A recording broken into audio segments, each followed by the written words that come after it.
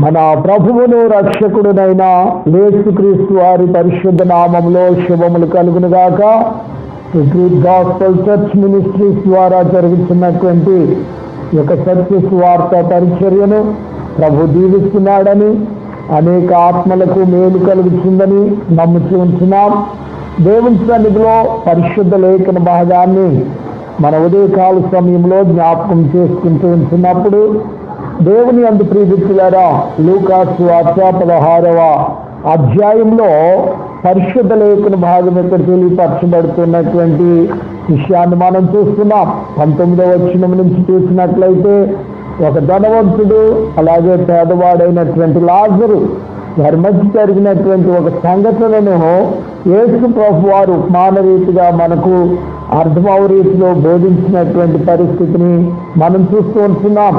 మరి ఒక ధనవంతుడు తన బల్ల క్రింద పడినటువంటి రొట్టె ముక్కలను మరి తినుచు కడుపు నింపుకొనిస్తున్నటువంటి లాజరు జీవితాన్ని చూస్తూ ఉంటున్నాం. అయితే ఒకానొక దినమున మరి లాజరు జీవితం చూసినప్పుడు దేహం అంతా కురుపులతో భయంకరమైనటువంటి వ్యాధితో ఉంటున్నప్పుడు కుక్కలు వచ్చి ఆయన శరీరాన్ని కురుపులు నాకుతున్నటువంటి దీన పరిస్థితిలో ఉంటున్న స్థితిని మనం చూస్తూ ఉంటున్నాం. అదే పరిస్థితిలో ధనవంతుడు ప్రతి దినము కూడా సుఖముతో సంతోషముతో ఆనందిస్తూ మరి మంచి ఆహారము, మంచి ఉన్నతమైన స్థితిలో విధిస్తూ ఉంటున్నటువంటి స్థితిని కూడా చూస్తూ ఉంటున్నాం. మరి ఒక దినమున లాజరు పేదవాడు చనిపోయి ఆ సమయంలో దేవదూతలు వచ్చి ఆయనను ఎత్తుకొని ఆ యొక్క దేవదూతలు ఎత్తుకొని పోయి అబ్రహాము రొమ్మున కూర్చుండబెట్టినటువంటి విషయాన్ని మనం చూస్తూ ఉంటున్నాం. మరి కొంతకాలం మరి అది ఐశ్వర్యవంతుడు ధనవంతుడు కూడా చనిపోయినట్లు మరి క్రింద ఉన్నటువంటి తన యొక్క సహోదరులు బంధుమిత్రాదులు ఎంతో బలగము ఆయనను ఆ యొక్క ఉన్నతమైనటువంటి వాయిద్యములతో గొప్ప నినాదములతో ఆయన యొక్క శరీరాన్ని మరి ఖననం చేసినటువంటి లేక బరియలు చేసినటువంటి విధానాన్ని మనం చూస్తూ ఉంటున్నాం. ఎంతో గొప్ప స్థితిలో మరి తన యొక్క సహోదరులు కావచ్చు, తల్లిదండ్రులు, అప్పుడు వాళ్ళకు ఉన్నటువంటి బంధుమిత్రాదులు ఎంత గొప్పగా జరిగించినందుకు సంతోషించి ఉండొచ్చు. మరి యొక్క భూమిని విడిచిన మరుక్షణమే మరి యొక్క ధనవంతుడు భయంకరమైన అగ్నిగుండంలో మరి బాధపడుతున్నటువంటి విషయాన్ని, తాను చెబుతున్నటువంటి విషయాన్ని మనం చూస్తూ ఉంటున్నాం. అక్కడి నుండి కన్నులెత్తి మరి లాజర్ని చూశాడు. అబ్రహాము రొమ్మును కూర్చున్నటువంటి లాజరు కనబడుతున్నాడు. ఆయన ఏంటి అక్కడ ఉన్నాడు, నేనేమో అగ్నిలో మాడిపోతూ ఉంటున్నాను, ఇక్కడ తట్టుకోలేకపోతూ ఉంటున్నాను. ఒక విషయాన్ని గమనించాలి. ఎవరి పేరైతే జీవ గ్రంథమందు రాయబడి ఉండదో వారందరూ కూడా అగ్ని గంధకములతో మండు గుండములో పడవేయబడతారు. ఇది రెండవ మరణము అని పరిశుద్ధ లేఖనము తేటగా సెలవిస్తూ ఉంటున్నాడు. అక్కడ అగ్ని ఆరదు, పురుగు చావదు, పండ్లు పట్టపట్టమని కొరుకుతూ ఉందిరని మాట ఇక్కడ తెలియపరచబడుతూ ఉంటుంది. చనిపోయిన తర్వాత మనం ఏం చూసి వచ్చామని చాలా మంది జ్ఞానముతో మాట్లాడుతున్నాను అనుకుంటారు. కానీ అది అజ్ఞానముగా మనం చూస్తూ ఉంటున్నాం. దేవుని సన్నిధిలో మరి చనిపోయిన తర్వాత ఒకటి నిత్య జీవము లేదా నిత్య నరకము, నిత్య మరణము అనేటువంటి వాటిని రెండింటినీ చూస్తూ ఉంటున్నాం. కాబట్టి చనిపోయిన ప్రతి వాడు తిరిగి బ్రతుకుతాడు. బ్రతికి ఆ యొక్క నిత్య జీవానికి కానీ నిత్య మరణము భూమి మీద మనం ఉన్నప్పుడు చేస్తున్నటువంటి మన క్రియలను బట్టి, విశ్వాసమును బట్టి, దేవుని యొక్క సన్నిధిలో రక్షణ పొందిన దానిని బట్టి నిత్య జీవానికి లేక నిత్య నరకానికి వెళుతున్నటువంటి ఆ యొక్క పరిస్థితులను మనం ఇక్కడ చూస్తూ ఉంటున్నాం. ప్రత్యేకంగా మరి ధనవంతుడు నిత్య నరకానికి అగ్నిగుండంలోనికి వెళ్ళి అక్కడ ఉన్నటువంటి లాజరుని చూసినప్పుడు నిజమైనటువంటి ఒక సత్యాన్ని అతడు తెలుసుకున్నాడు. భూమి మీద ఉన్నప్పుడు ఎంతో సువార్త వినబడుతున్నా, ఎన్నో వాక్యాలు చెబుతున్నా, అదొక మత గ్రంథమని, మత ప్రవక్తలని చెప్పి, మత బోధకులని చెప్పి వారిని అపహాస్యం చేసి అవమానపరిచి తిట్టి లేక కొట్టి వారిని నెట్టివేసినటువంటి దినములు కూడా ఈ లోకంలో ఉంటున్నాయి. కానీ అతను ఎప్పుడైతే మరణించాడో నిజమైన సత్యాన్ని అతడు తెలుసుకున్నాడు. నరకం ఉందని తెలుసుకున్నాడు, పరలోకముందని తెలుసుకున్నాడు, సుఖముందని తెలుసుకున్నాడు, కష్టముందని తెలుసుకున్నాడు. కాబట్టి అక్కడి నుంచి అబ్రహాముకు ప్రార్థన చేస్తూ ఉంటున్నాడు. నా తండ్రి అయిన అబ్రహామా అని చెప్పి ఆ యొక్క అబ్రహాము దగ్గర ప్రార్థన చేస్తూ తన యొక్క భయంకరమైనటువంటి వేదనతో ఆయన ఎంతగానో ప్రలాపిస్తున్నటువంటి పరిస్థితిని మనం చూస్తూ ఉంటున్నాం. ఆయన చేస్తున్నటువంటి ప్రార్థనలో ఒక భాగాన్ని మనం చూసుకున్నట్లయితే దేవుని యందు ప్రియమిత్రులారా, ఈ యొక్క 18వ వచనంలో 28వ వచనంలో చూసినప్పుడు వేదనకరమైనటువంటి స్థలమునకు రాకుండా వారికి సాక్ష్యం ఇచ్చుటకై నా తండ్రి ఇంటికి వారిని పంపవలెనని మరి నిన్ను వేడుకొనిచున్నానని చెప్పి అబ్రహాం దగ్గర ప్రార్థన చేస్తున్నాడు. నాకు ఇంకా 5 సహోదరులు భూమి మీద ఉన్నారు.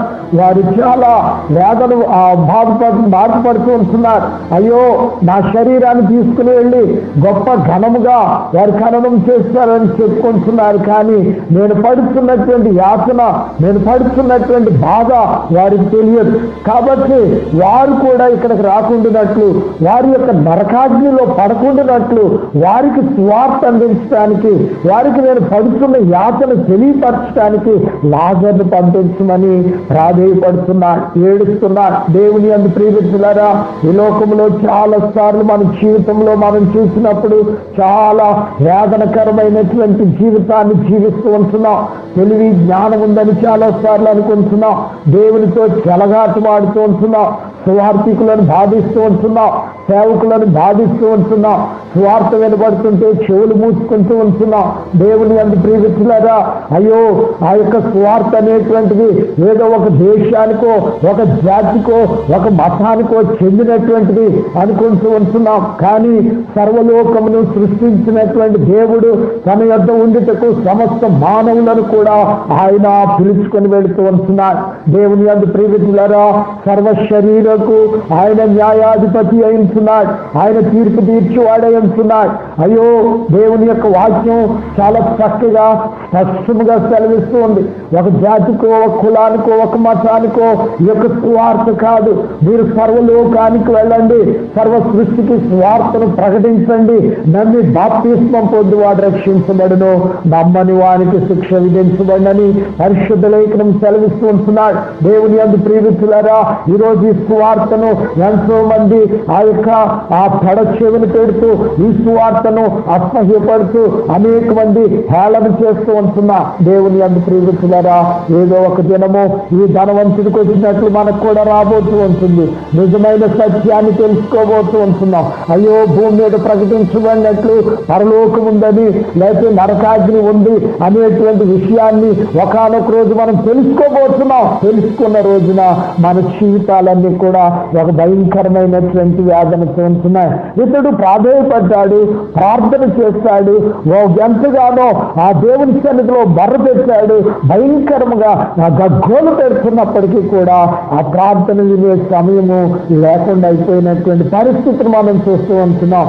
అబ్రహాము సెలవిస్తూ ఉంటున్నాడు కదా, అక్కడ మోషేయు లేకపోతే ఏలియా వంటి ప్రవక్తలు ఉన్నారు, వారు చెప్పుతున్నప్పుడు వింటే ఆ సువార్త సరిపోతుందని చెప్పినప్పుడు అతడు అంటున్నాడు కదా, అయ్యా, భూమి మీద ఉన్నటువంటి వారు లేకపోతే సజీవులుగా ఉన్నటువంటి వారు చెప్పినట్లయితే మా వాళ్ళు వినరయ్యా, ఒకసారి లాజర్ను పంపించు, మృతులలో నుండి లేచిన వాడు అక్కడ వెళితే వింటారు అని ఆ యొక్క సంబోధిస్తున్నటువంటి విషయాన్ని మనం చూస్తూ ఉంటున్నాం.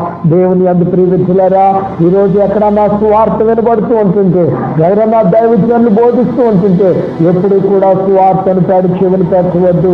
ఈ యొక్క ఉన్నతమైన సమయం దాటిపోతే మనల్ని విమోచించి వారుండరు, రక్షణ మనకు దొరకదు. ఇవి చివరి దినములు, ఇవి చివరి గడియలు.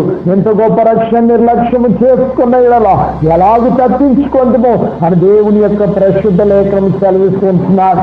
ఈరోజు మనకు ధనం ఉండొచ్చు, ఐశ్వర్యం ఉండవచ్చు, ఏసీ కారులో మనం ఉండొచ్చు, ఏసీ ఇళ్లలో జీవించవచ్చు, ఏసీ ఆఫీసుల్లో ఉండవచ్చు, లేకపోతే లేకపోతే కోట్ల విలువ చేసేటువంటి గొప్ప ధనం మనకు ఉండవచ్చు. కానీ ఇవేమీ కూడా దేవుని యొక్క రాజ్యం పరలోకానికి మోక్షానికి మనల్ని చేర్చలేవు. మోక్షానికి వెళ్ళాలంటే ఒకే ఒక మార్గము, యేసు క్రీస్తు రక్షకుడని మన హృదయపూర్వకంగా ఒప్పుకొని పాపములను విడిచిపెట్టి ఎప్పుడైతే ప్రభు చెంతకు చేరతామో దేవుని రాజ్యంలో స్థానం ఉంటాడు, మోక్షంలో స్థానం ఉంటాడు. ఎవరు మరి రక్షించబడటం లేదో వారికి శిక్ష విధించబడును అని పరిశుద్ధ లేఖనం సెలవిస్తున్నాడు. కాబట్టి ఆ భయంకరమైనటువంటి నరకాగ్ని నుంచి విడిపించబడడానికి, తప్పించబడడానికి మరి సమయం ఉండగానే సువార్తను విందాం, సువార్తను నమ్ముదాం, సువార్త కొరకు మన చెవులను తెరిచి ప్రభువులో ముందుకు సాగుదాం. ఆ విధమైనటువంటి సువార్త దేవుని వద్దకు మనల్ని చేర్చుతూ ఉంటుంది. అది ఒక మత పరమైనటువంటిది కాదు, ఒక కులమునకు చెందినటువంటిది కాదు, ఒక దేశమునకు చెందినటువంటిది కాదు. దేవుని వద్ద ప్రియమిత్రులారా, దేవుని వద్దకు వచ్చి ప్రతి వారిని కూడా ఆయన రక్షించుటకు సిద్ధముగా ఉన్నాడు. తన రక్షణ మార్గంలో నడిపించి తన పరలోక రాజ్యంలో మనల్ని అందరినీ కూడా చేర్చినట్లు ఈ యొక్క దినమందు మరి బోధించబడుతున్న సువార్త కొరకు మనమందరం కూడా ముందుకు సాగి సువార్తను నమ్ముదాం. దేవుడు మిమ్మల్ని దీవించి ఆశీర్వదించి రక్షణను కలుగు చేసి తన యొక్క పరిశుద్ధమైన రాజ్యంలో చేర్చునుగాక. ఆమేన్. పరిశుద్ధుడా మీకు వందనాలు ప్రభువా. ఇదిగో తండ్రి, దినమందు మాతో మాట్లాడినటువంటి ఈ యొక్క పరలోక సంబంధమైన సువార్తను గురించి తెలియపరిచారు. అందుకు వందనాలు తెలియపరుస్తున్నాను ప్రభువా. ఈ సువార్త కేవలము కొద్దిమందికి కాకుండా సర్వలోకమునకు వినిపించబడి నరకాగ్ని నుండి తప్పించబడడానికి, ఆ వేదనలో పడిపోకుండా, అగ్నిలో పడిపోకుండా విమోచించబడడానికి ప్రతి వ్యక్తిని ప్రభువా నీ సన్నిధిలో వాడుకోమని కృపాక్షేమముతో నింపచ్చు. సువార్త వినబడుతున్న ప్రతి వారు కూడా ప్రభువా నజరేయుడని యేసు క్రీస్తు నామమును నాయనా ఒప్పుకొని స్వరక్షకునిగా అంగీకరించి రక్షణ పొందుతూ నీ రాజ్యంలో ముందుకు సాగుదురుగాకని యేసు ప్రశస్త నామమును అడుగుచున్నాము తండ్రి. ఆమేన్, ఆమేన్, ఆమేన్.